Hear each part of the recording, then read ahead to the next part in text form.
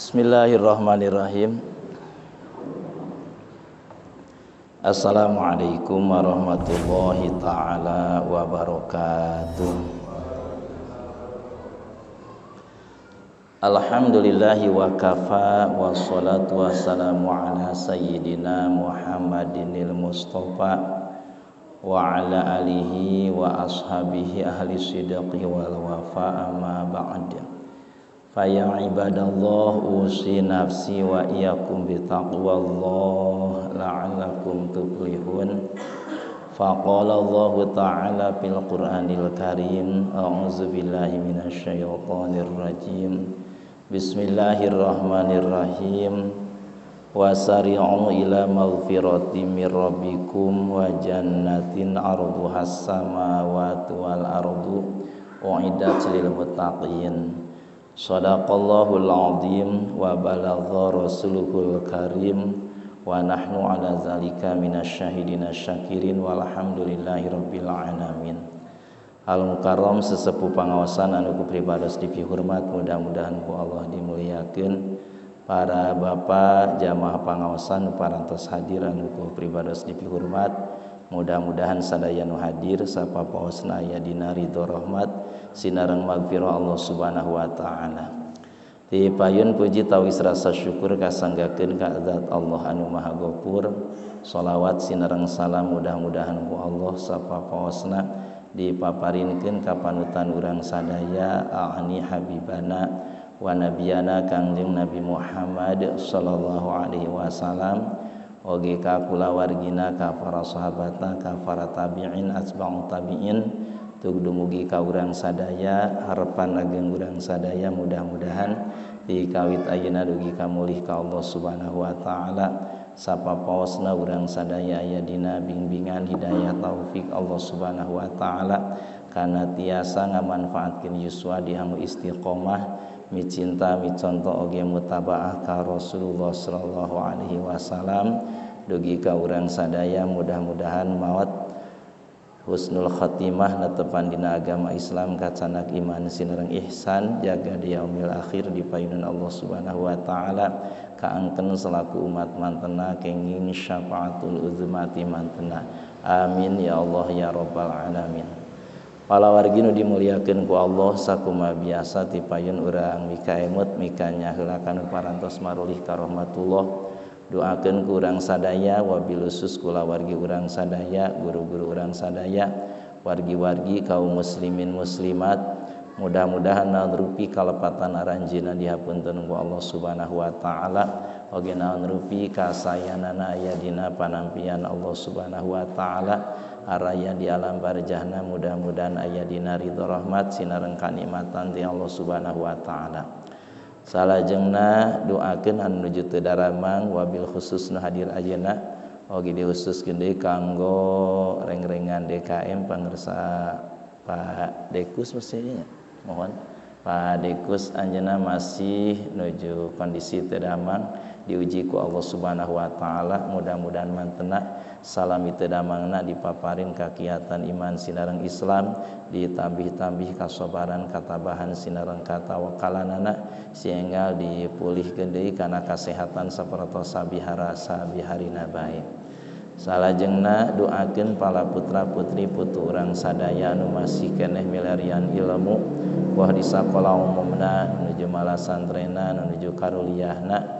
Mudah-mudahan ku Allah dicalerdaskeun emutanana, dihasilkeun sanes kanten cita-cita nu saena karenging ilmu anu manfaat maslahat. Mugi ku Allah dijantenkeun marurang kali anu shalih-shalihah anu berguna kanggo nusa bangsa utami agama Allah Subhanahu wa taala. Terakhir naon rupi pamaksadan tujuan cita-cita kahoyong urang sadaya anu sae numutkeun Allah Subhanahu wa taala. Mugi aya dina pangobul pangijabah Allah Subhanahu wa taala. Pakasaban urang sadaya, pakasaban para putra putri putu mantu wargi-wargi urang sadaya di mana wae karasabna, mudah-mudahan ku Allah dipaparin tambih-tambih kalancaranana, tambih-tambih kamajenganana, tambih-tambih penghasilanana, anu seueur halal cekap nu disarengan sinareng barokah Allah Subhanahu wa taala, anu tiasa dimanfaatkeun dianggo ningkatkeun katakwaan ka Allah Subhanahu wa taala. Bismillahirrahmanirrahim. Ilahi anta maqsudi wa ridhaka maqlubi, a'tini mahabbataka wa ma'rifataka ala hadhihi niyah wa kulli niyatin shalihatin ya hayyu ya qayyum ya badi'as samawati wal ardi bi rahmatika nastaghits. Ila mu'allif hadzal kitab nafa'ana Allahu bi'ulumihi naf'an mubarakan lana walidinika walinasi ajma'in. Al-Fatihah. A'udzu billahi minasyaitonir rajim. Bismillahirrahmanirrahim. Alhamdulillahi rabbil alamin. Ar-Rahmanir Rahim. Maliki yaumiddin. Iyyaka na'budu wa iyyaka nasta'in. Ihdinas siratal mustaqim. Siratal ladzina an'amta 'alaihim ghairil maghdubi 'alaihim waladdallin. Amin. La ilaha illallah wallahu akbar. Walillahil hamdu. Bismillahirrahmanirrahim. Qul huwallahu ahad. Allahus samad. Lam yalid wa lam yulad wa lam yakul lahu kufuwan ahad. Bismillahirrahmanirrahim. Qul huwallahu ahad. Allahus samad. Lam yalid wa lam yulad wa lam yakul lahu kufuwan ahad. Bismillahirrahmanirrahim. Qul huwallahu ahad. Allahus samad. Lam yalid wa lam yulad wa lam yakul lahu kufuwan ahad. La ilaha illallah wallahu akbar. Walillahil hamdu. Bismillahirrahmanirrahim. Qul a'udzu birabbil falaq min syarri ma khalaq wa min syarri ghasiqin idza waqab wa min syarrin naffatsati fil 'uqad wa min syarri hasidin idza hasad. La ilaha illallah wallahu akbar. Walillahil hamdu. Bismillahirrahmanirrahim. Qul a'udzu birabbin nas, malikin nas, ilahin nas, min syarril waswasil khannas, alladzi yuwaswisu fi sudurin nas, minal jinnati wan nas. Shadaqallahul azim. Allahumma arhamna bil Qur'anil Karim. Mudah-mudahan ayat-ayat suci Al-Qur'an parantos diaoskeun ku urang sadaya nembe, anu lepatna dihapunten ku Allah Subhanahu wa taala, anu leresna mudah-mudahan sing janten amal sholih nu ditampi ku Allah malah mandar janten tawasul kana diijabahna doa oge pamaksadan urang sadaya. Amin ya Allah ya rabbal alamin.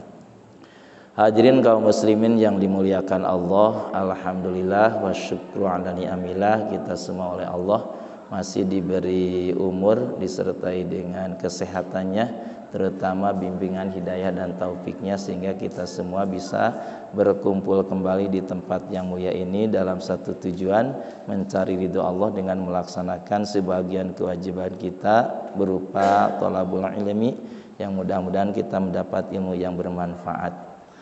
Di malam ini temanya masih melanjutkan tema yang telah lalu, yaitu wa mi ma'asil badan, yang artinya dan di antara maksiat badan yang perlu kita jauhi, tinggalkan, karena maksiat itu adalah sesuatu yang bisa mencelakakan diri kita. Di antara maksiat badan selanjutnya yaitu wa tahdhibu bisiwadi. Tahdhibu bisiwadi artinya mencat rambut atau memakai pikok dengan warna hitam. Nah, itu Pak. Pakai pikok warna hitam itu termasuk maksiat badan. Jadi kalau rambut kita sudah berubah warna, yang tadinya hitam menjadi warna putih, ya. Kalau mau disemir, kalau mau dipikok, hindarilah warna hitam. Berarti selain warna hitam diperbolehkan.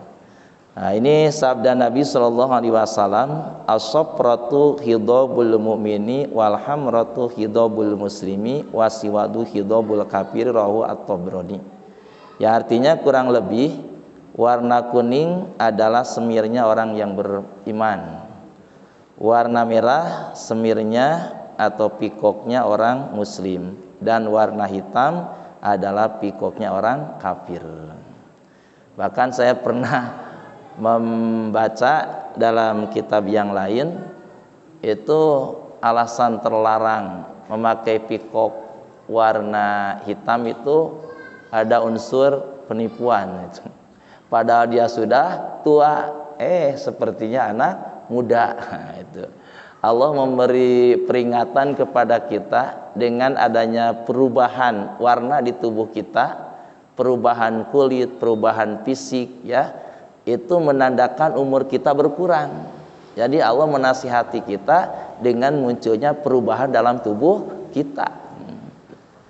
Jadi kepala rambutnya berubah menjadi putih, Allah memberi peringatan kepada kita bahwa usia kita semakin menua. Terus fajinya, faji tos putih pisan, faji sim goringnya tos warna mulai tumbuh semakin lebat warna putih. Ya, kita harus mempersiapkan diri untuk menghadapi kematian. Allah sengaja memberi surat kepada kita melalui ayat yang tersirat dengan adanya perubahan warna di kepala kita, bahwa umur kita semakin dikurangi oleh Allah dan kita semakin mendekati kematian, kita semakin mendekati alam barzah. Apa yang harus kita persiapkan untuk menghadapi kematian, untuk bekal hidup di alam barzah. Mau tidak mau, disadari tidak disadari, diakui tidak diakui, pasti kita sedang menuju alam barzah, ya. Alam barzah itu adalah alam pemisah antara alam dunia dengan alam akhirat. Sekarang kita hidup di dunia. Kalau umur kita sudah habis, kita akan masuk alam barzah, dan kita akan mempertanggungjawabkan apa yang pernah kita perbuat ketika hidup kita di alam dunia ini. Transitnya di alam barzah itu, Pak, lebih lama daripada transit di alam dunia. Kan alam yang pernah kita lalui itu alam arwah, masuk ke alam rahim, yang kurang lebih usia kita di alam rahim itu 9 bulan. Nah, sekarang ada di alam dunia yang masanya lebih lama daripada di alam rahim.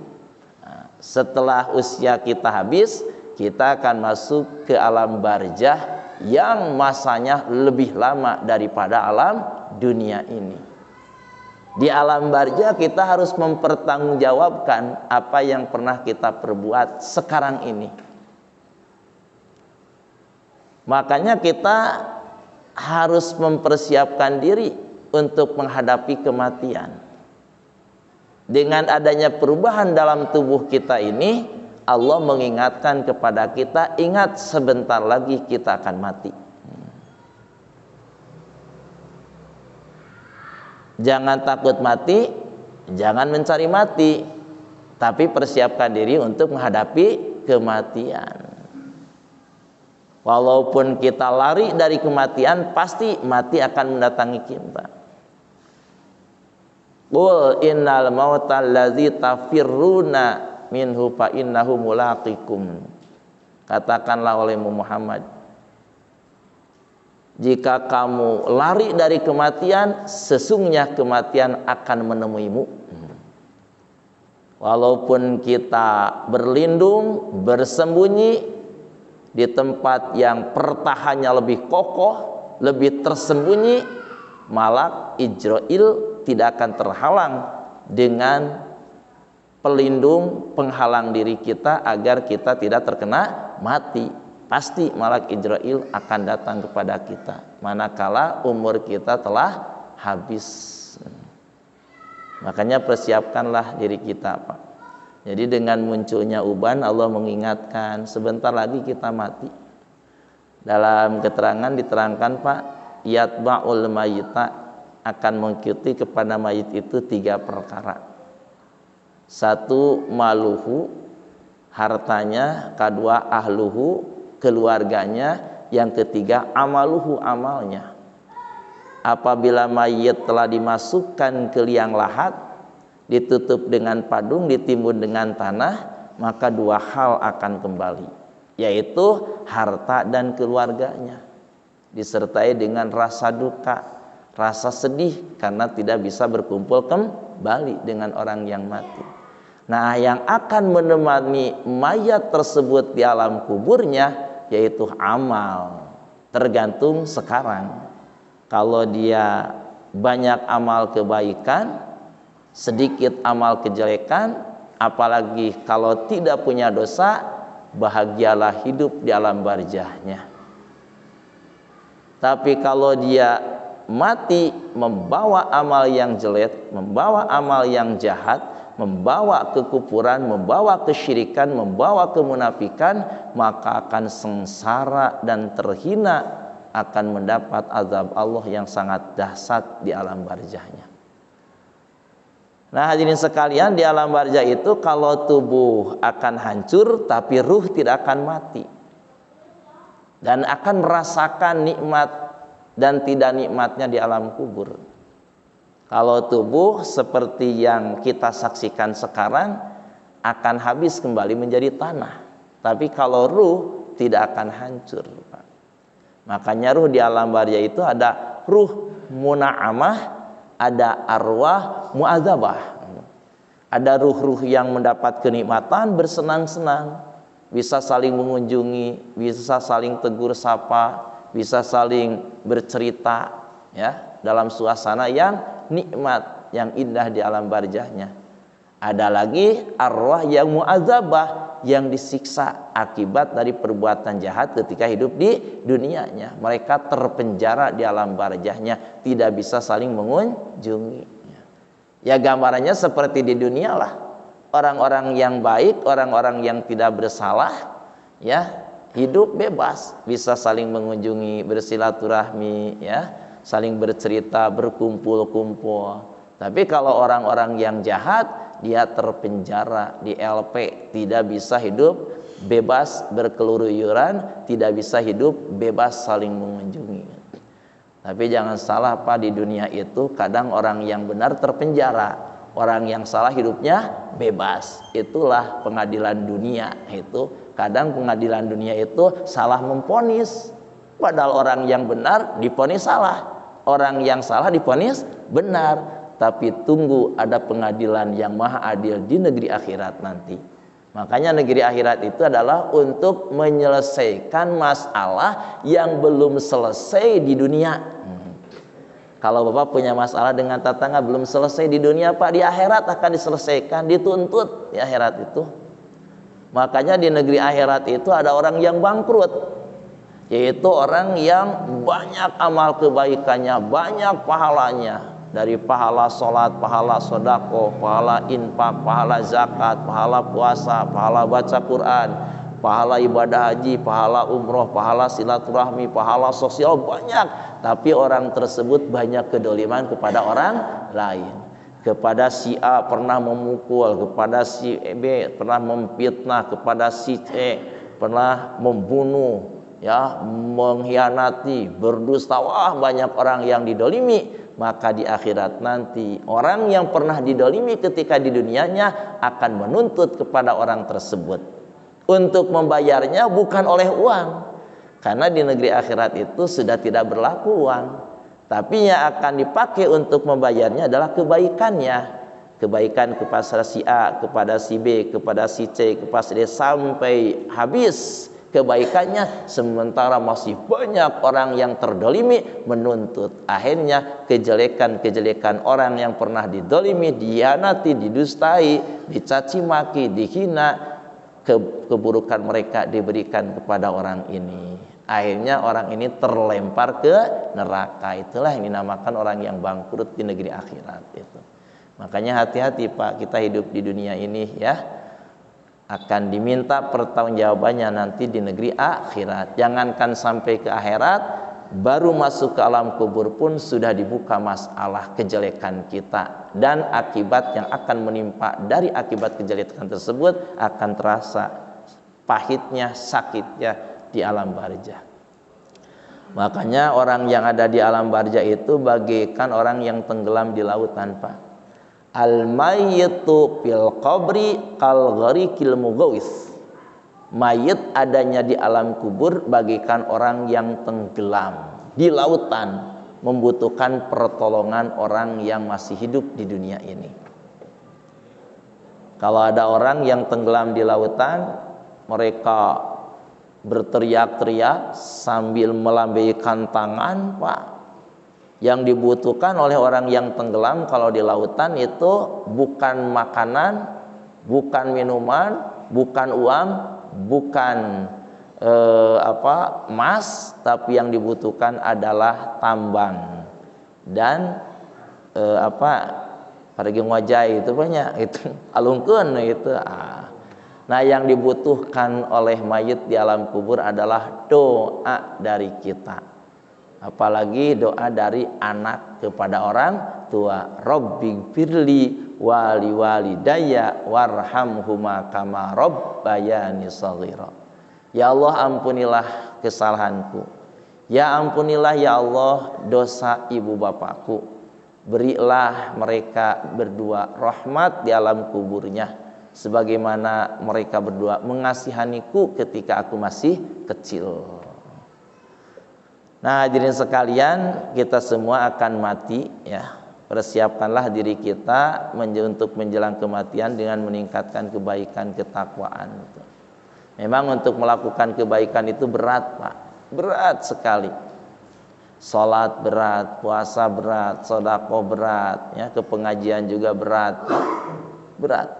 Setiap jalan yang menuju ke surga itu dihalangi oleh setan. Ada penghalang dalam ibadah itu 3, 4 yang menghalangi sehingga kita berat untuk melakukan ibadah, untuk melakukan taat kepada Allah. Yang pertama yang suka menghalangi kita dalam melaksanakan ibadah itu, pertama adalah harta.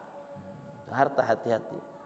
Bisa jadi berupa HP, laptop, berupa televisi, berupa mobil, berupa rumah, berupa tempat tidur, kursi, bisa jadi menghalangi, Pak. Itu untuk melakukan ketaatan kepada Allah itu. Yang kedua, yang menghalangi orang dari melaksanakan ibadah itu adalah manusia. Terkadang manusia ketika kita akan melakukan kebaikan, dia menghalangi, malah mengajak untuk melakukan sesuatu yang tidak baiknya.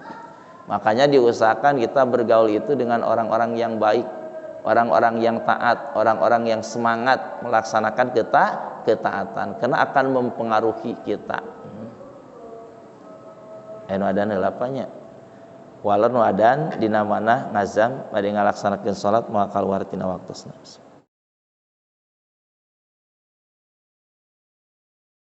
tukhliful mi'ad bi rahmatika ya arhamar rahimin. Yang ketiga yang suka menghalangi manusia untuk melaksanakan ibadah dan taat kepada Allah adalah setan. Yang keempat, nafsu yang ada pada diri kita itu. Kecuali nafsu yang sudah ditundukkan sehingga nafsunya beralih cenderung kepada hal yang baik, yang taat. Makanya memerangi nafsu itu termasuk jihad yang besar. Mujahadatun nafsi, memerangi nafsu agar tunduk dan patuh untuk melaksanakan ketaatan kepada Allah. Kembali lagi kepada tema ini, selanjutnya yang termasuk maksiat badan adalah wa tashabbuhur rijali bin nisa'i wa aksuhu. Laki-laki menyerupai perempuan dan sebaliknya, yakni perempuan menyerupai laki-laki. Nah, ini hati-hati, Pak. Allah menciptakan manusia dengan jenis kelamin yang berbeda. Ada yang jenis kelaminnya laki-laki, ada yang jenis kelaminnya perempuan, dan masing-masing oleh Allah beri ciri, diberi cirinya, ya, baik dari segi fisiknya atau dari segi gaya bicaranya, nada suaranya, atau dari segi perilaku, sikap, karakternya itu jelas berbeda, laki-laki dan perempuan. Terus itu banyak sok ayeuna ada suara pamegat ngagerem teu Pak, ngageremnya aya suanten istri gemulai, itu di surga. Jangan ditiru. Nah, gerakan kali, kalau laki-laki gerakannya wah gagah Pak, tapi kalau perempuan gerakannya aduh lembut gitu. Ada orang yang suka meniru kan dari suaranya, mas gitu ya, misalnya aduh punten iya gini gerakan hati, aduh na'udzubillahi min dzalik. Jangan ditiru-tiru gitu. Jadi kita harus berjalan, bersikap, bertindak, berperilaku di fitrah masing-masing. Kita dijadikan laki-laki, ya sesuai dengan fitrah laki-laki. Atau menyerupainya dari segi berpakaian. Jadi ada pakaian khas laki-laki, ada pakaian khas perempuan. Kan ada iya Pak, ya. Jadi ada laki-laki berpakaian perempuan, pakai cadar masuk ke komunitas perempuan. Mereka katewak, nak tinggal di lempang lah gitu. Ditewak. Aduh caliwura. Mereka tinggali banyak gitu. Coba kita perhatikan cara berjalan laki-laki dan perempuan jelas berbeda. Bahkan maaf Pak, dina kitab nusanesnya aksesoris perempuan pakai anting, pakai kalung, ya, pakai gelang, pakai gengge gitu. Makanya diusahakan laki-laki itu jangan pakai anting, jangan pakai kalung, pakai gelang, pakai gengge. Itu termasuk aksesoris perempuan itu, maaf ya itu. Saya punya guru, wah pesantren-pesantren yang besar insya Allah tidak melihat guru sesuatu pakai kongkorong gitu, pakai gelang. Zaman ayeuna ngarang gelang mainnya gitu. Itu kapukur mati ya guru-guru itu. Nah, kecuali yang dibutuhkan misalkan jam tangan itu. Karena kan kita membutuhkan untuk melihat waktu sholat terutama. Jadi kita bawa jam tangan Pak dengan tujuan untuk melihat waktu sholat. Wah, sudah jam berapa? Kalau bisa sebelum datang waktu sholat kita sudah istirahat, sudah punya wudhu, persiapan untuk menyambut kedatangan waktu sholat, akan bertemu dengan Allah lewat media sholat itu. Lihat waktu. Coba kalau gelang atau kongkorong apa sih manfaatnya? Mungkin kecuali, nah ada kecuali lagi. Kalau di Mekah misalkan untuk identitas Indonesia misalkan, karena kita tidak pandai berbahasa Arab, apabila kita keluar dari kelompok jamaah KBIH misalkan, lalu kita terjebak dengan rombongan yang lain, akhirnya perjalanan kita terhambat, menyendiri misalkan, ya, tersesat jalan, bingung, ngobrol pakai bahasa orang lain tidak bisa, ya. Untuk dikembalikan ke duta Indonesia, acungkan saja tangan itu Indonesia. Nah, nanti ada askar yang akan membawa kita sehingga dikembalikan ke kelompok atau rombongan Indonesia. Itu untuk dibutuhkan. Atau untuk pengobatan, misalkan banyak pengobatan untuk melancarkan darah, misalkan ada kan kalung tersebut magnet untuk melancarkan peredaran darah. Tapi fungsi obat itu manakala dibutuhkan. Kalau sudah sembuh mah jangan dipakai. Seperti oskadon misalkan. Oskadon ada manfaatnya untuk menghilangkan misalkan sakit kepala. Nah, kita makan oskadon sebagai obat ketika dibutuhkan manakala kepala kita sakit. Kalau sudah sembuh mah jangan terus makan oskadon. Nanti overdosis. Yang saya pernah baca itu kalau aksesoris di tubuh Rasul itu cuma ini Pak, Ali ya, khotam. Nah, Ali juga itu terbuatnya dari fiddah, perak, itu dari perak ya. Jangan laki-laki pakai ali yang terbuat dari emas, jangan ya.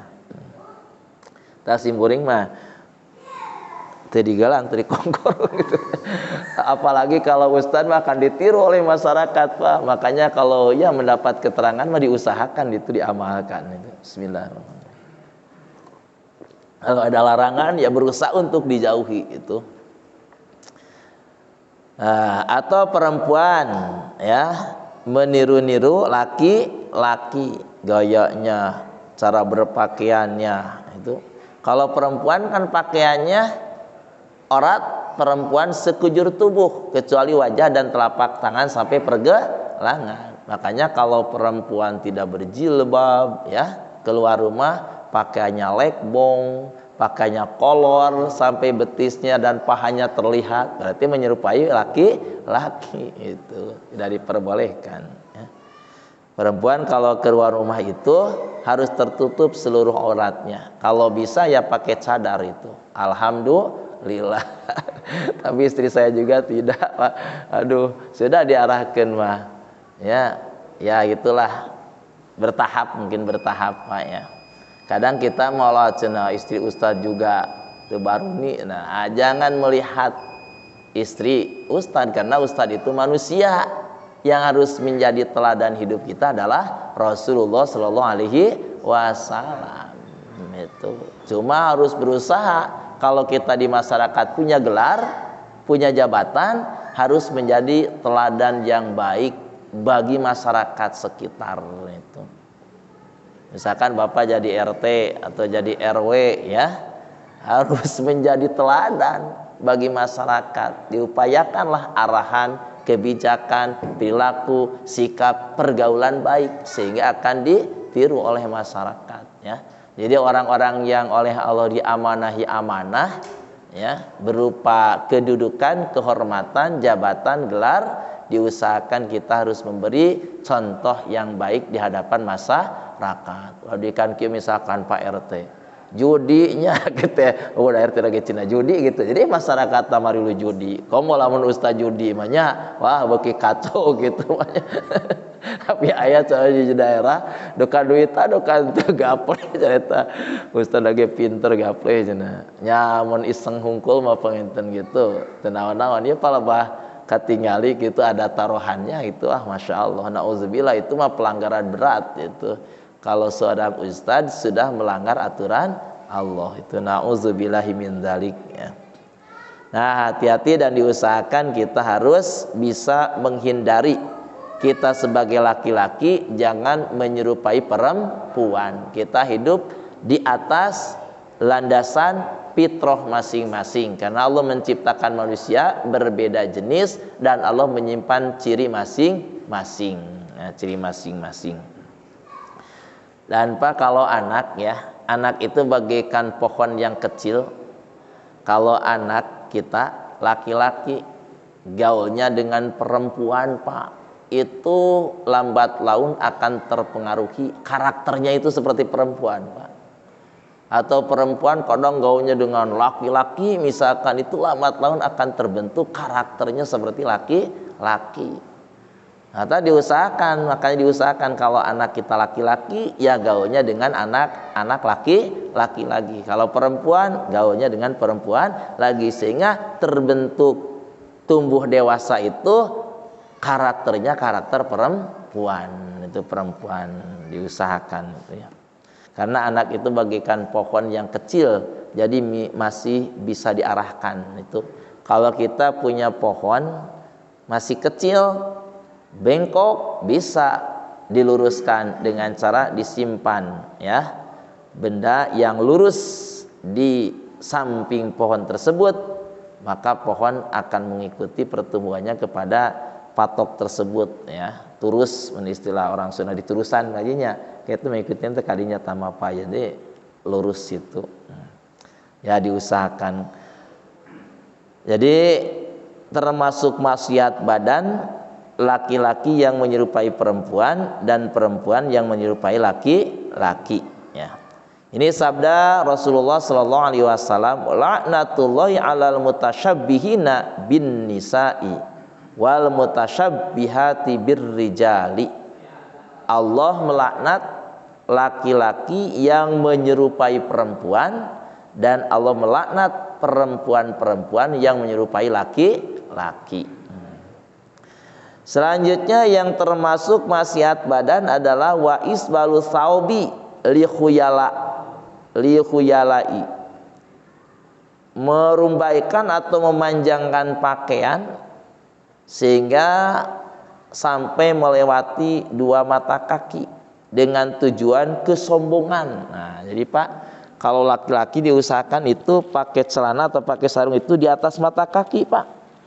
Di atas mata kaki, jangan sampai melebihi mata kaki dengan tujuan kesombongan itu, dengan tujuan kesombongan. Apalagi kalau melebihi mata kaki ditincakan deh darobol jeung harideung banyak.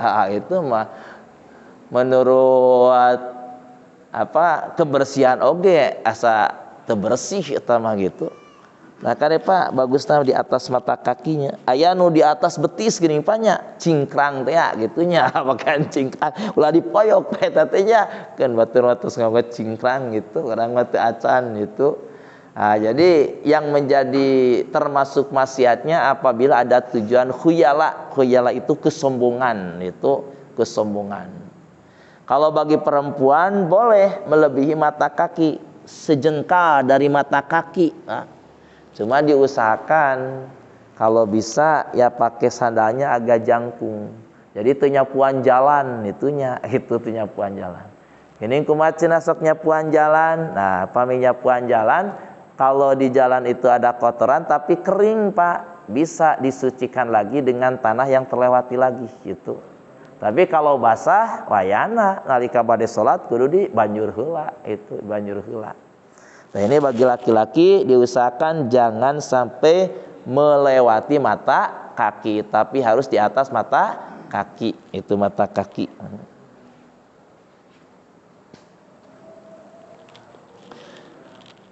Selanjutnya yang termasuk maksiat badan adalah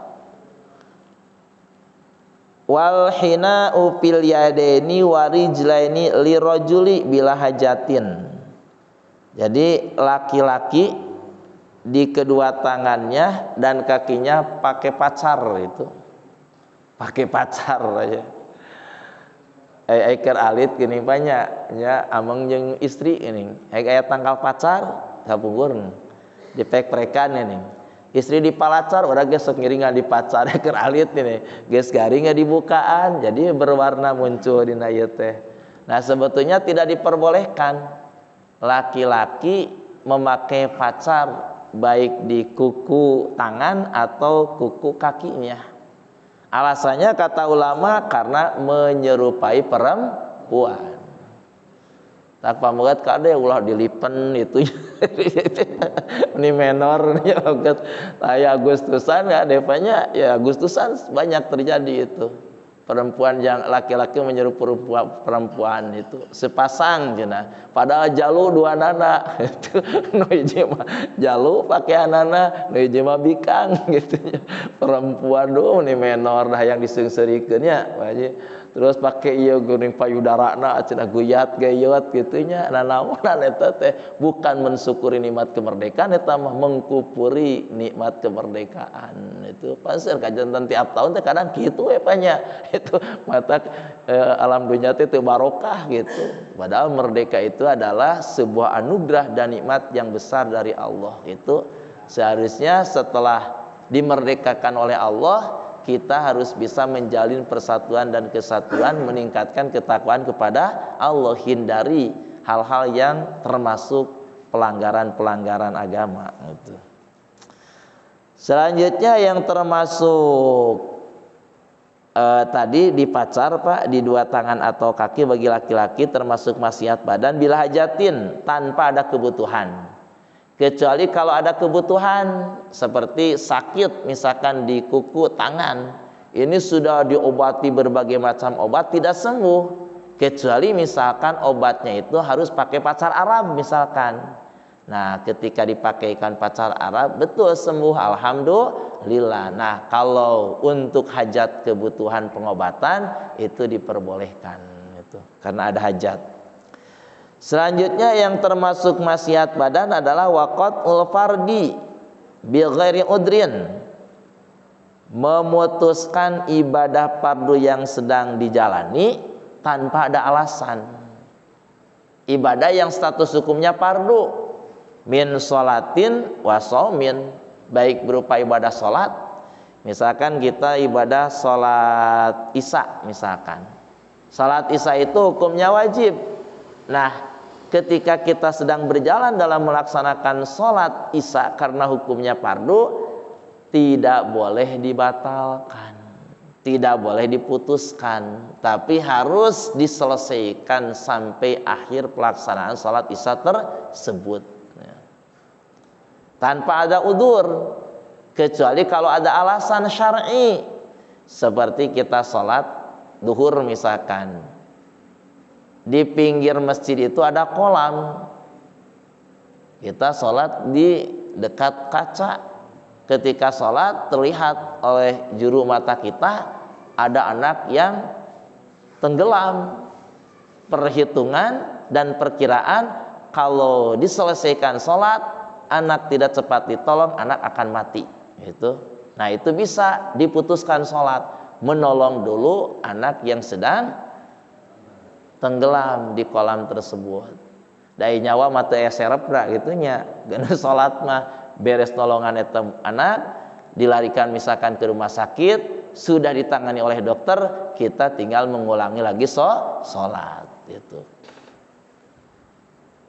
Atau puasa, itu puasa Ramadan hukumnya wajib.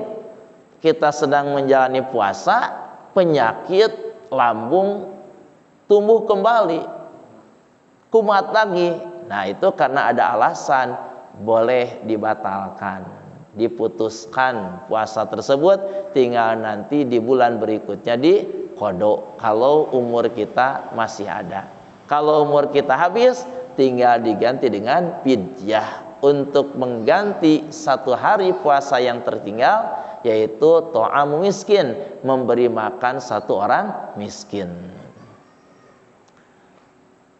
Kalau tidak ada alasan jangan. Nah, banyak Pak di Ramadan itu tidak ada alasan, baru jam 9 sudah menghadapi cikopi jeung rokok gitunya.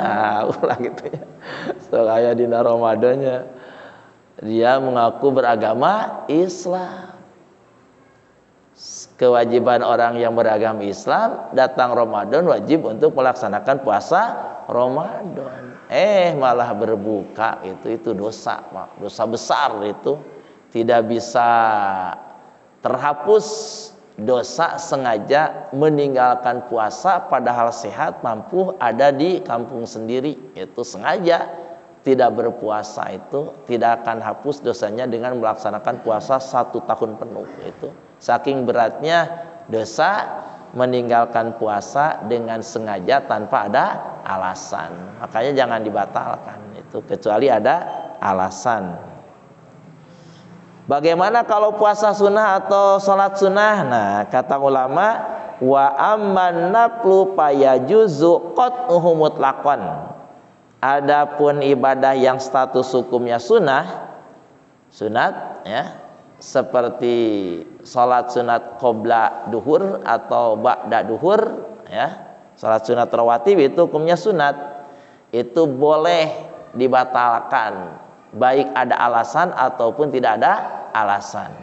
Misalkan selesai salat duhur lalu kita bangkit kembali untuk melaksanakan salat ba'da duhur, keur salat aduh ieu teh dara rusuh gitunya, dibatalkan ke arah rakaat, ya tidak apa-apa, tidak jadi dosa karena itu ibadah yang status hukumnya sunat itu.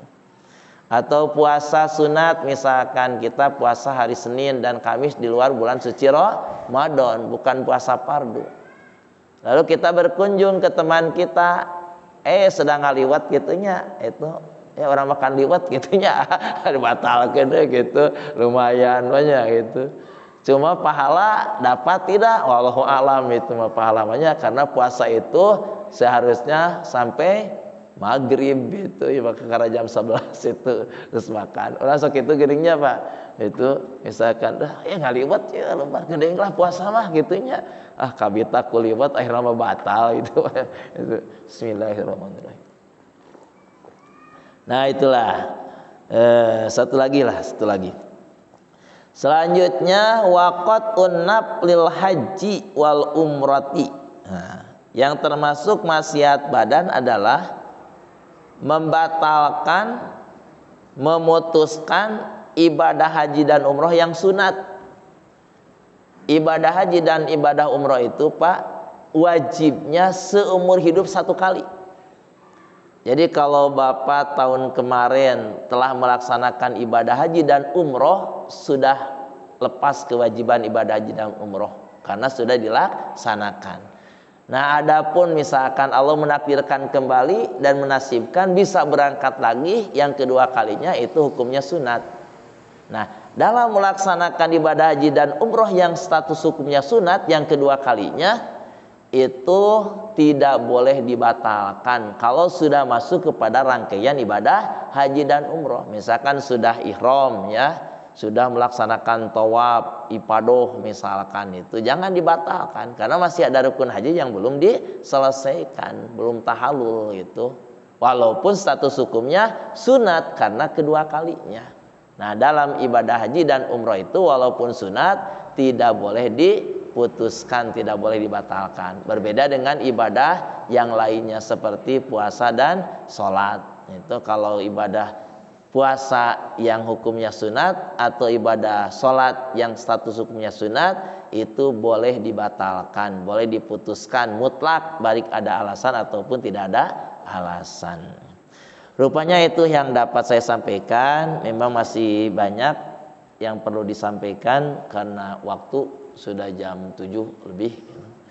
Yang disampaikan dari awal sampai akhir yang benarnya mutlak dari Allah, yang salahnya dari kesalahan saya sendiri. Mohon maaf apabila ada pemahaman yang berbeda, itu kita amalkan menurut keyakinan masing-masing berdasarkan dalil dan keterangan yang bapak-bapak pahami masing-masing ya.